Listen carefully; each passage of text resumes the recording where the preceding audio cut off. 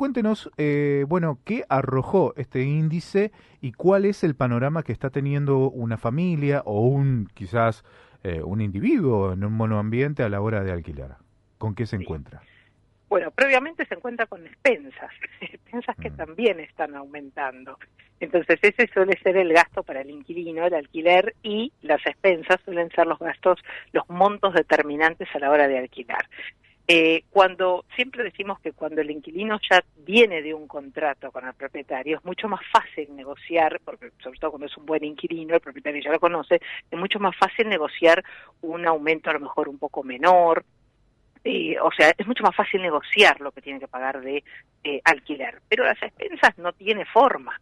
Y el inquilino generalmente paga en muchos consorcios expensas de más, porque los propietarios se reúnen en asamblea y le piden a la administración que ponga todo en la columna de expensas ordinarias. Y la mayoría de los inquilinos, por supuesto, lo que pagan depende de lo que diga su contrato, pero en la inmensa mayoría de los casos, los contratos indican que paga las expensas ordinarias. Ahora, como no aclara qué son las expensas ordinarias, la asamblea pone todo en la columna ordinarias, porque los propietarios no quieren pagar las extraordinarias, y el inquilino muchas veces paga de más. Entonces, esto afecta también a los inquilinos, que es algo que de todos los días realmente, pero cuando aumentan las expensas, estos rubros se notan mucho más, ¿no? Victoria, ¿por qué se está haciendo esta modalidad de poner en las ordinarias las extraordinarias también? Porque yo recuerdo de hace muchísimos años que estaban divididos, lo que era extraordinario, y entonces el inquilino tenía la facilidad de hablar con el propietario y decirle yo pago esto, y había un arreglo, ¿no? Donde quizás el propietario pagaba la extraordinaria y el propietario la ordinaria. ¿Por qué se maneja esta modalidad de juntar todo? Sí, la verdad que últimamente, como hay muchos consorcios que han tenido que hacer obras de envergadura, que son muy caras, que a veces duplican las expensas, o casi, en muchos casos vemos que pasa eso. O sea, es un fenómeno, como bien decís, relativamente reciente. Uh-huh. Siempre, ojo, históricamente siempre el inquilino pagó lo que el contrato decía. Claro. Moralmente no corresponde que paguen las expensas extraordinarias porque hacen al inmueble en sí, no al mero mantenimiento cotidiano del inmueble, sino a cuestiones que hacen al inmueble, al valor del inmueble en sí, que no corresponde que le paguen. Ahora, cuando hubo una modificación a la ley de alquileres en época de pandemia, realmente eso descalabró muchas cosas, porque empezó a decir, bueno, estos gastos que son ordinarios para el propietario, para el inquilino son extraordinarios, empezó a meter mano ahí, y los consorcios empezaron, o sea, se descalabró todo. Los propietarios aumentaban los alquileres, o ponían montos de alquileres impagables, y los consorcios, integrados las asambleas por propietarios, decían, bueno, se asustaban y ponían, meta todo en las ordinarias. Uh-huh. Entonces, ahí empezó el descalabro. Después, esta norma se modificó, se derogó, afortunadamente, porque realmente generó descalabros en todos los integrantes en ambas partes de los contratos de locación, sobre todo en los inquilinos, pero esta metodología continuó de alguna manera. Entonces, al inquilino nosotros le decimos que, primeramente, a veces es más fácil, hay veces más fácil de negociar que otras, eso lo reconocemos, pero en la medida en que pueda, que negocie qué rubros tiene que pagar, no solamente que el contrato de expensas ordinarias. Claro. Porque con eso no se queda ya tranquilo como hace, 10 años. Claro. ¿Sí? O sea, eso es algo que realmente afecta mucho y termina afectando mucho, porque vos fíjate, cuando las expensas son muy altas, el propietario muchas veces negocia dejar el alquiler ahí para que le pague las expensas. O sea, eso es negociable, pero con las expensas, si le ponen todo en la columna ordinaria, realmente en muchos casos supera el alquiler. Claro, sin duda. Victoria, ¿se puede analizar cuáles fueron los componentes que han aumentado las expensas en los últimos tiempos? Sí.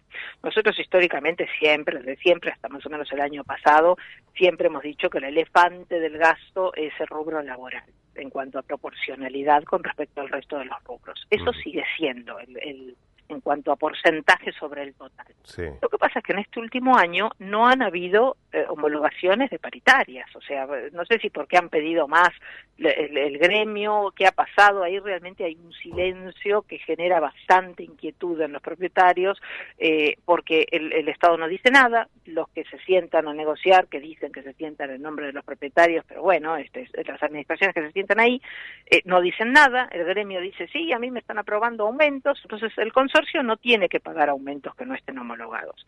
Pero hoy, a eso que siempre existió, Sí. se suman los abonos. Eso es algo nuevo también, de los últimos meses. ¿Qué pasa con los abonos?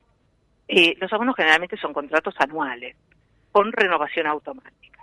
Entonces, muchos consorcios tienen contratos con cláusulas de actualización económica que siguen la lógica de épocas que fueron más inflacionarias que esta. Ahora ha bajado la inflación.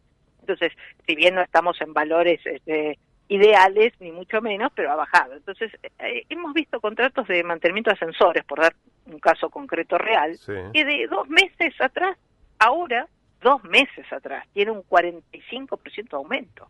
Y uno dice, ¿cómo puede ser? Claro, porque son pautas de aumento en épocas donde la inflación era distinta. Entonces, si los administradores no ponen un freno a eso y no convocan asamblea para cambiar el proveedor, para decidir no renovar contratos, porque si no se renuevan con esas cláusulas de aumento, pasa. Y esos aumentos afectan, porque hay muchos abonos dentro del consorcio, aumentan mucho las liquidaciones de despensas. Ujú. Claro. Doy el caso de los ascensores porque lo hemos visto ya en Sí. muchos Sí. consorcios, ¿no? Pero hablo en general de los abonos. Claro. ¿Y cómo ven el año en el transcurso de lo que vendrá en materia de incremento? ¿Hay perspectivas de que los aumentos en los costos? Porque están siendo muy superiores a los niveles inflacionarios.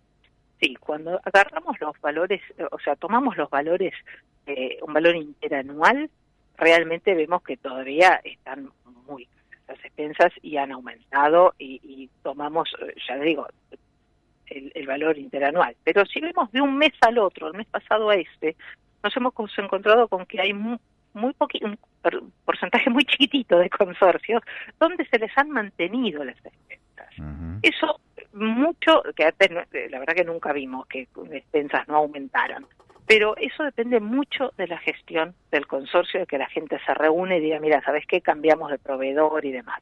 Esto, por supuesto, en muchos consorcios donde no se puede hacer, sobre todo cuando no han sido bien mantenidos y son edificios más o menos de varios años. Claro. Entonces tienen que hacer obras de envergadura y eso ha aumentado todo lo que es construcción.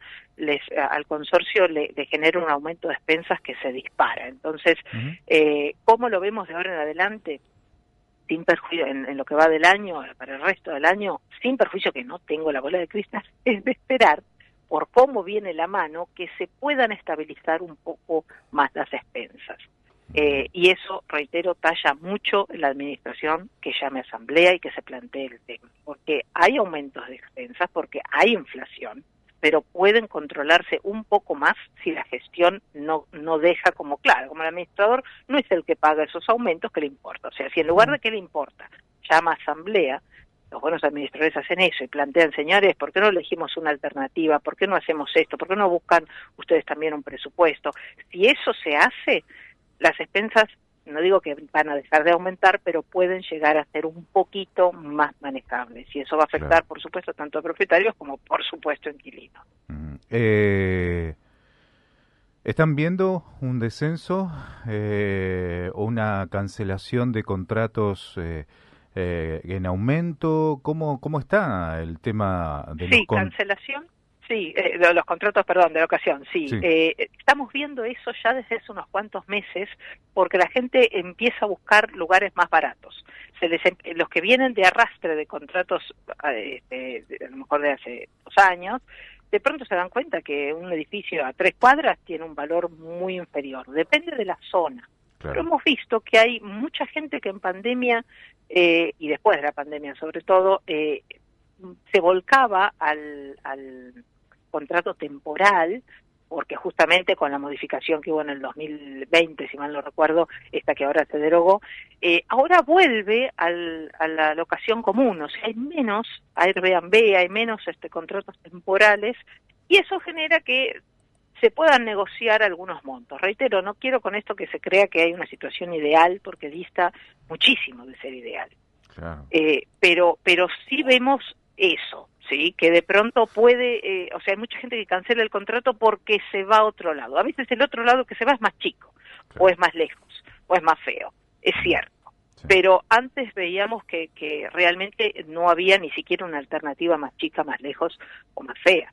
O sea, se tenían que volver a las casas de los padres. Eso lo vemos un poco menos. Claro. No mucho, pero un poco menos. Ujú. Esperemos que esto siga esa tendencia, pero es una tendencia que hay mucha gente que no puede esperar de acá a X tiempo porque tiene ya el problema. Seguramente. Eso también es cierto. Sí. Pero sí, mucha gente está cancelando contratos para hacer esto, ¿no? Ajá.